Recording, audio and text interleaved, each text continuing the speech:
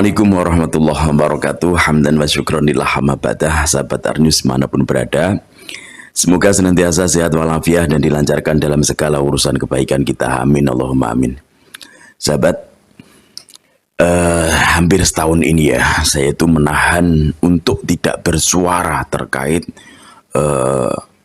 tentang yang ada di PBNU. Karena saya memang ditahan oleh teman-teman untuk tidak bersuara terlebih dulu. Tapi pagi ini kayaknya saya harus terus terang kepada kalian semuanya. Saya harus mengungkapkan apa yang saya ketahui tentang kejadian-kejadian tersebut ya. Karena jujur teman-teman saya ya, banyak teman-teman kami yang sering sowan terhadap orang-orang, para petinggi-petinggi di PBNU yang notabene adalah orang-orang yang tidak pro terhadap Pahlawi.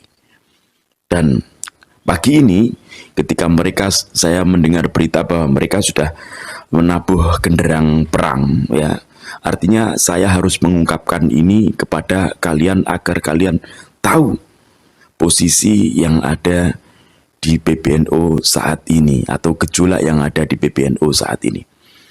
Jadi begini teman-teman, sebelum saya menampilkan videonya nanti ya, saya akan memberitahukan kepada kalian dari mulai awal ya, di mana muktamar PBNU yang di Lampung pada waktu itu ya, itu menurut informasi yang valid yang saya dapatkan bahwa antara Mbah Yai Said Agil Sirot dan kemudian Gus Yahya, kenapa yang harus dijadikan kok Gus Yahya pada waktu itu?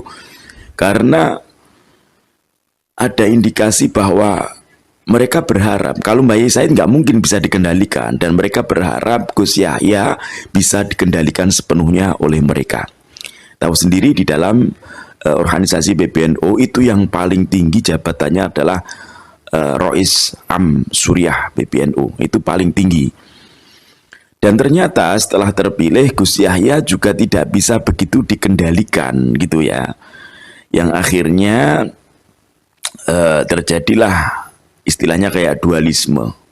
Ya, istilahnya kayak dualisme. Walaupun Gus Yahya itu tidak cocok sekali dengan Pak Rais atau Mbah Rais, akan tetapi Gus Yahya berusaha menjaga ukhuwah di dalam PBNU pada waktu itu. Ini yang mau saya ungkapkan ya, yang sebenarnya sudah lama ingin saya ungkapkan, tapi saya ditahan oleh teman-teman pada waktu itu, berharap bahwa PBNU nantinya bisa solid di 2026 yang kemudian bisa mementingkan kepentingan umat Nahdliyin. Akan tetapi ya itu tadi, setelah saya mendengar berita bahwa Gus Yahya dipaksa untuk mundur, yang tadi malam saya mendengar beritanya ya, dipaksa untuk mengundurkan diri dan kalau tidak akan diberhentikan. Nah, disinilah kemudian saya, wah ini nggak bisa ditahan-tahan lagi, ini publik harus tahu tentang ini gitu kan. Saya harus menyampaikan ini dengan sebenar-benarnya, bahwa memang Gus Yahya itu tidak pro terhadap Pahlawi, sama sekali tidak pro. Makanya Gus Yahya berusaha disingkirkan ya, untuk di 2026 berusaha disingkirkan. Nah, ini harus saya ungkapkan ke publik biar publik tahu ya, biar publik tahu. Jadi Gus Yahya itu tidak pro terhadap Pahlawi. Sudah dari 2017, kalau nggak percaya sama lihat di Facebooknya Gus Yahya, nanti saya tampilkan ya, dimana Gus Yahya itu memang tidak senang dengan mereka, tidak setuju dengan mereka, dan tidak apa ya istilahnya, tidak percaya terhadap mereka udah lama. Akan tetapi Gus Yahya ingin menjalin ukhuwah di dalam internal PBNU agar tidak terkesan berantakan gitulah. Akan tetapi ternyata itu nggak bisa, nggak berhasil itu. Ternyata Mbah Raisnya memang sudah sepenuhnya dikendalikan oleh Mukibin dan Pahlawi.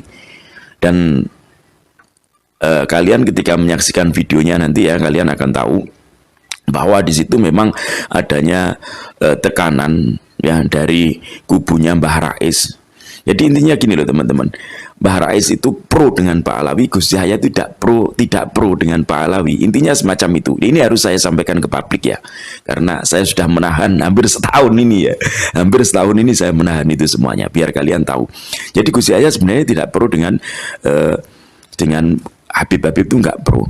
Terus kemudian orang-orang yang dicopoti dari kepengurusan struktural dan kemudian juga orang-orang yang terpilih di struktural kepengurusan baik di segala semua tingkat, itu kenapa yang tidak pro dengan Mbak Alawi kok SK-nya nggak keluar? Ya karena ditahan.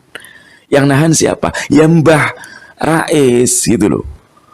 Jadi Gus Yahya itu hanya sebagai kambing hitam, dikambing hitamkan. Termasuk kemarin masalah caci maki, atau kok caci maki bukan, termasuk mengecam kepada Gus Ilham. Gus Ilham tahu ya, Gus Ilham Kediri yang saya juga ikut mengkritik.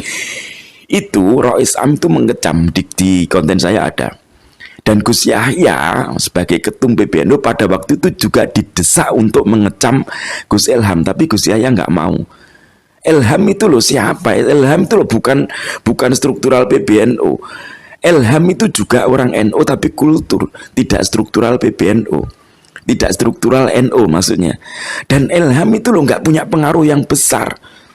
Yang kayak gitu aja kok semuanya kompak untuk mengecam Gus Ilham. Sementara Pak Alawi yang begitu, nggak ada yang berani bersuara, termasuk Roisnya juga nggak bersuara, bahkan selalu mendukung kan. Makanya nanti saya tampilkan videonya. Oke teman-teman, biar tidak berkepanjangan, saya akan langsung menampilkan videonya dan kalian pahami secara teliti ya. Oke, monggo kita simak bersama, jangan di skip-skip biar tidak kehilangan konteksnya.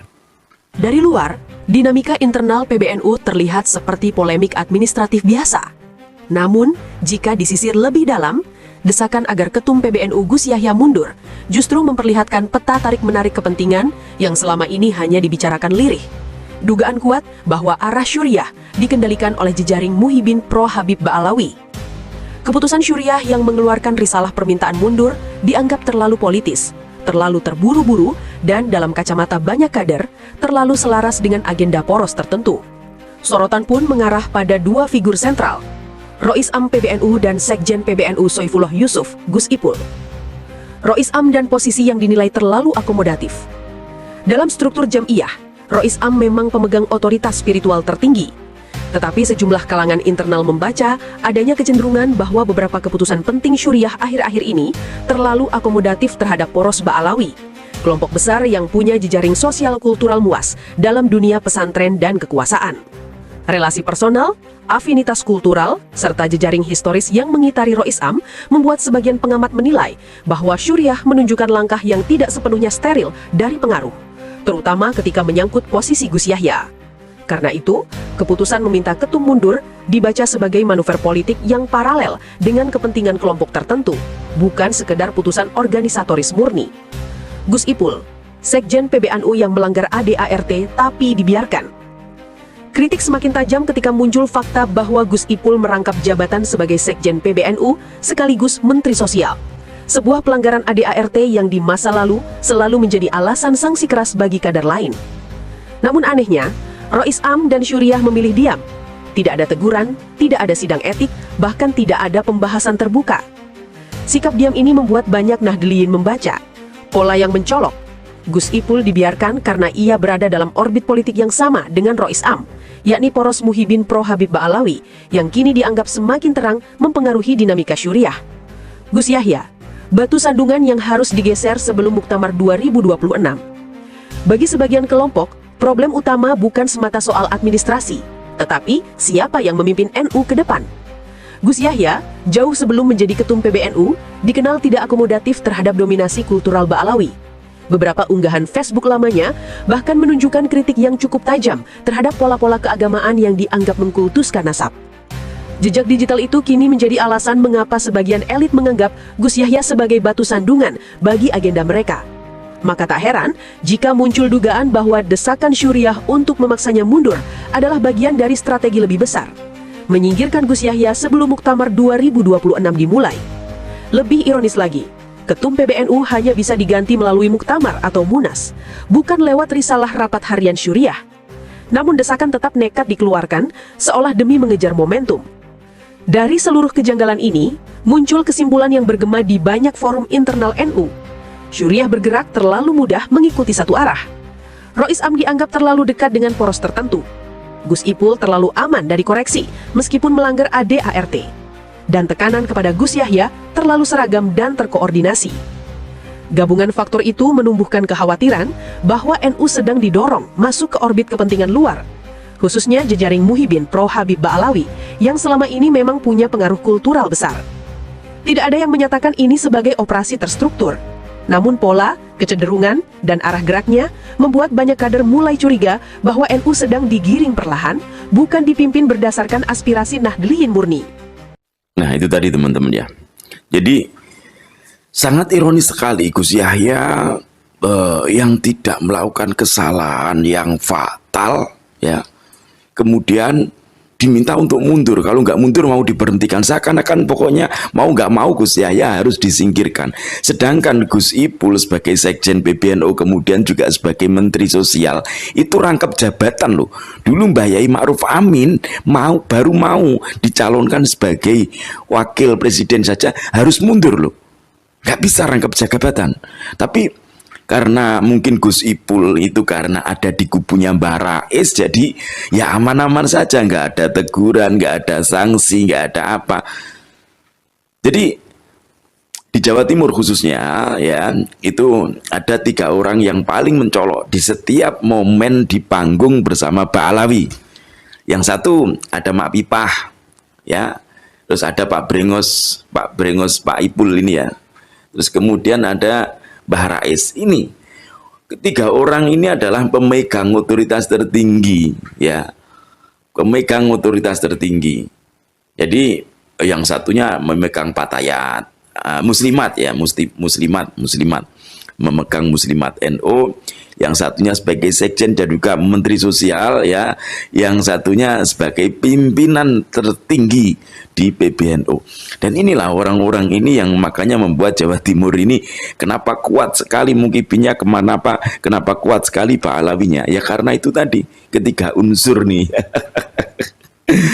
Jadi teman-teman, saya memang menahan ini sudah lama banget ya untuk mengungkapkan ini, tapi saat ini adalah momen yang pas yang harus kita kawal.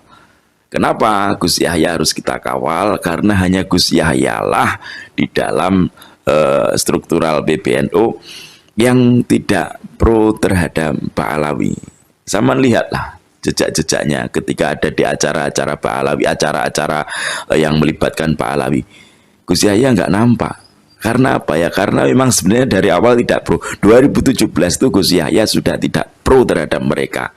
Kenapa Gus Yahya kok dipilih dan kemudian Gus Yahya harus mengikuti langkah mereka? Yaitu tadi, karena keterpaksaan menjaga ukhuwah yang keinginan Gus Yahya pengennya yo NU nampak rukun, lambat laun Mbah Rais ini bisa disadarkan ternyata sudah akut, emang pecinta Habib akut sudah. Entah karena apa saya juga nggak tahu, dan disitulah akhirnya kita harus bersuara dengan sebenar-benarnya. Oke teman-teman, semoga video ini awal daripada saya membuka tabir-tabir yang ada di sana ya. Semoga besok dan nanti saya akan terus membuka ini semuanya agar semuanya tercerahkan. Biar saya tidak menyesatkan kepada kalian para penonton saya yang selama ini sudah menaruh benci terhadap Gus Yahya, yang sebenarnya saya sendiri juga kasihan terhadap kalian. Karena apa? Karena saya nggak begitu cepat memberikan penjelasan. Tapi hari ini saya memang harus menjelaskan itu semua, saya harus membuka tabir itu semua, saya harus membuka dengan selebar-lebarnya dan sebenar-benarnya. Oke, semoga video ini bermanfaat. Wallahul muwaffiq ila aqwamit thoriq. Wassalamualaikum warahmatullahi wabarakatuh.